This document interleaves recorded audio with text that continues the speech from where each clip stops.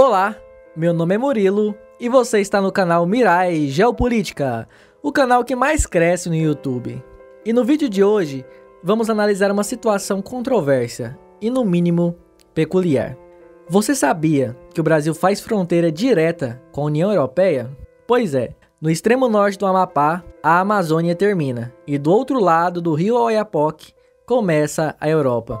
Ali está a famosa Guiana Francesa. Um pedaço do continente onde se fala francês, se usa o euro e se vota para presidente da França.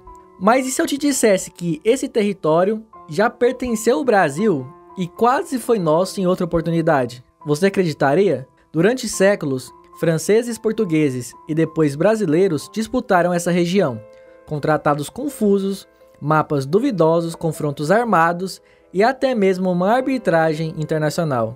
E aí eu te pergunto, e se a Guiana Francesa tivesse sido anexada ao Brasil? E por que não foi? O que aconteceu? Por que o Brasil desistiu da Guiana? E o mais importante, por que isso ainda importa em pleno século XXI? Bom, vamos descobrir.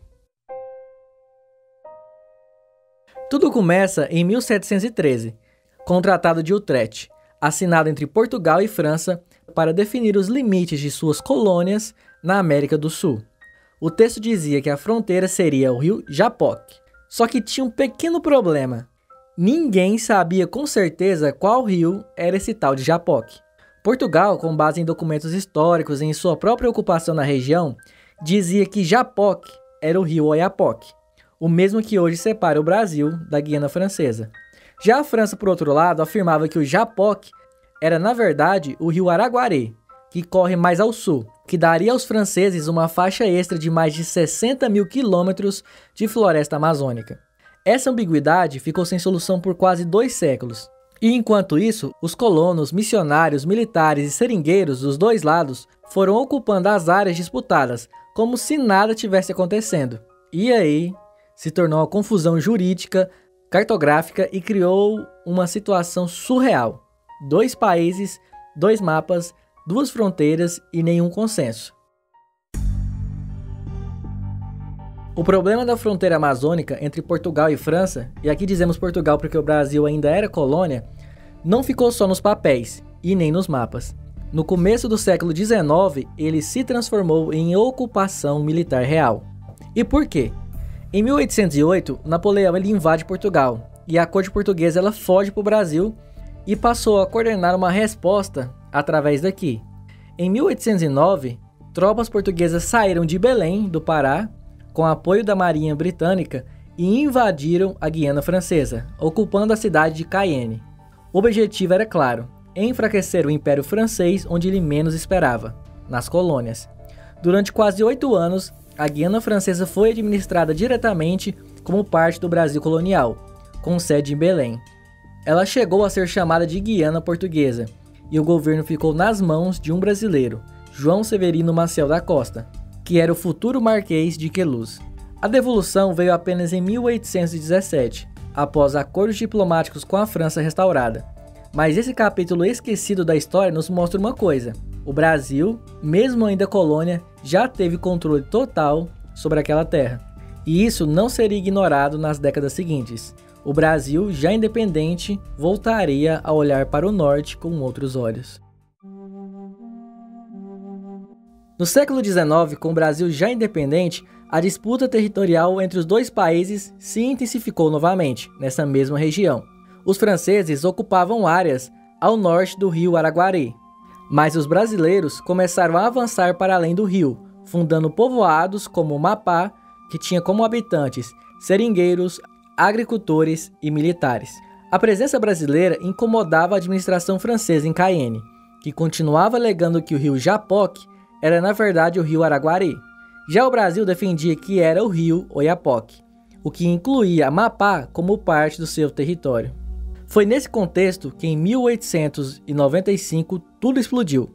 Tropas francesas sob o comando do capitão Charles-Louis Lunier invadiram Amapá, com a missão de libertar um colaborador francês detido por autoridades locais. E o confronto foi brutal.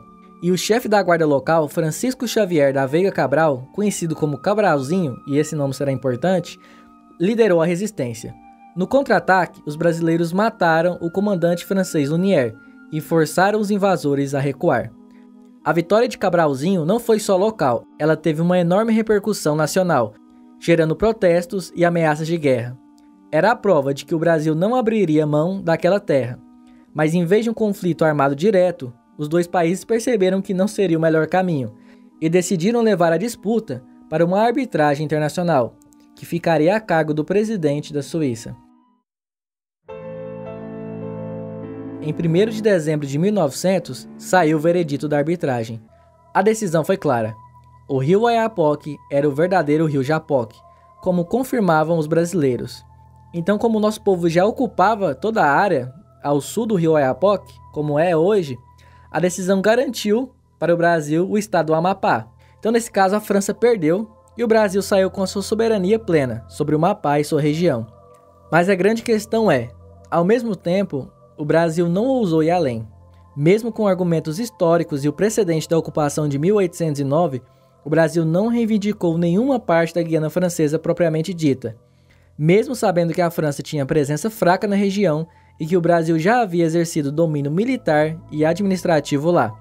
Então o Brasil jogou seguro, ele garantiu o que já ocupava de fato, mas perdeu a chance de ampliar sua influência ainda mais ao norte, com acesso direto ao Caribe, uma faixa atlântica estratégica e recursos naturais pouco explorados.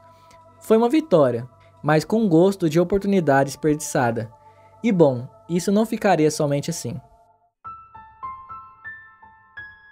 Décadas depois da disputa resolvida, a Guiana voltou ao radar do Brasil, mas de um jeito inesperado. Em 1961, no governo de Jânio Quadros, o país enfrentava a Guerra da Lagosta, que é um nome peculiar. Mas vamos entender por quê. Navios franceses pescavam nas águas brasileiras e a marinha reagiu com firmeza. A tensão diplomática cresceu ao ponto de gerar movimentações militares. Nos bastidores, o governo brasileiro considerou uma retaliação radical, invadir a Guiana Francesa por terra. O plano recebeu o nome de Operação Cabralzinho, em homenagem ao herói de 1895, como a gente citou anteriormente. E o objetivo era ousado: enviar tropas do exército partindo do Amapá, ocupar Cayenne, desestabilizar o governo local e forçar Paris a negociar. Era uma jogada arriscada, afinal, a Guiana, ela faz parte da França e, por consequência, também da OTAN. Invadir o território poderia desencadear uma crise internacional gravíssima, em plena Guerra Fria. No fim, a operação foi abortada. Mas o simples fato de ela ter sido considerada mostra que, mesmo mais de meio século depois, o Brasil ainda enxergava aquela fronteira como uma ferida mal cicatrizada. Então agora vamos imaginar o seguinte: e se o Brasil tivesse conseguido ir além? E se ao invés da gente apenas garantir o Amapá, a gente tivesse reivindicado a Guiana inteira? Ou melhor, e se o Brasil nunca tivesse devolvido a Guiana em 1817, quando a ocupou durante as guerras napoleônicas? Bom, talvez hoje existisse um estado brasileiro chamado Guiana Brasileira, que não seria Portugal, com uma faixa costeira voltada para o Atlântico Norte, mais próxima do Caribe do que da Bacia do Prata. Um lugar com posição geopolítica privilegiada, útil para o comércio internacional, defesa aérea, exploração científica e até mesmo lançamentos espaciais. A base de Kourou, usada pela Agência Espacial Europeia, poderia estar sob o controle brasileiro. O país teria mais influência no Atlântico Norte, mais biodiversidade sobre sua responsabilidade e talvez até mais presença internacional. Claro, haveria também desafios, como isolamento logístico, integração cultural e manutenção de serviços públicos numa região tão remota. Mas o fato é, era possível e a gente passou muito perto. Mas talvez uma questão que fique em aberto é: por que a França não desistiu da Guiana? E bom, a Guiana Francesa, ela tem reservas naturais intactas e uma posição privilegiada na costa atlântica do continente. Para a França, é um trunfo geopolítico. Para o Brasil, uma lembrança com certeza incômoda, de que aquela terra já foi administrada por nós e que por pouco poderia ter outro destino. Além disso, manter a Guiana é uma forma de reforçar a presença francesa fora da Europa continental. Mesmo com altos custos, tensões sociais e protestos frequentes por melhores condições de vida, Paris jamais cogitou abrir mão do território. Porque mais do que recursos naturais ou localização estratégica, a Guiana garante à França uma voz forte em assuntos amazônicos, controle sobre o espaço aéreo da região e uma vantagem direta nas disputas internacionais por influência no Atlântico Sul. E bom, na minha opinião, eu vejo que é uma situação complexa, porque ao mesmo tempo que não faz muito sentido a França ter um território aqui na América do Sul, na divisa com o Brasil, também seria complicado para o Brasil conquistar essa região naquela época, já que a França é uma grande potência militar, pertence à OTAN, então geraria muito problema para o Brasil, mesmo que seja um território tão pequeno. Mas comenta aí embaixo o que você pensa a respeito, se o Brasil deveria ou não ter abrido mão da Guiana, já que conquistou ela uma vez e teve planos oficiais de conquistá-la mais uma vez, mas que não foram para frente. Deixa aqui embaixo nos comentários a sua opinião. Bom, eu vou ficando por aqui, espero que vocês tenham gostado do vídeo, até a próxima e o meu muito obrigado.